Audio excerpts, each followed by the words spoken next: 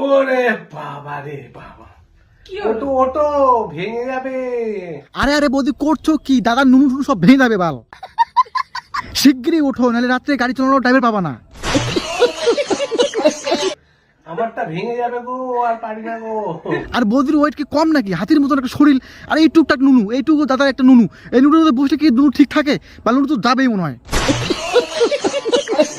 ওটো ওটো ওটো ওটো ওটো। কি ভেঙে যাবে?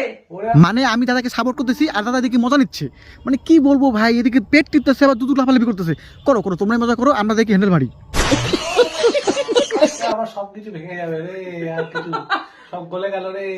আরে বৌদি ওঠো ওঠো, দাদার বিচি বুচি সব গলে যাবে বাল। বুঝো না কেন বাল? নাহলে রাত্রেবেলা করার মতো লোক থাকবে না। আমি অতটা ভারী নই যে তোমার ভেঙে যাবে। আহা বৌদি বুঝলাম তোমার ওজন নাই, কিন্তু তোমার দুধের যা ওজন, ওই ওজন দাদার নুনুর মধ্যে তো পরে একবার ঠিক মতন। নুনু ট্র্যাক। আমার সবকিছু গলে গেল, আমার মুখে বড়, আমার সব পাপা ভেঙে গেল। মানে এরা স্বামী স্ত্রী আইসা মানে এই সব কইরাই মানে ভিউজ কমাচ্ছে। মানে এরা হচ্ছে আসল সেলিব্রিটি। মানে বাল ছাল কোনো কন্টেন্ট কোনো না, আইসা বসলো উঠলো যুদ্ধ করলো, শেষ ভিডিও ভাই।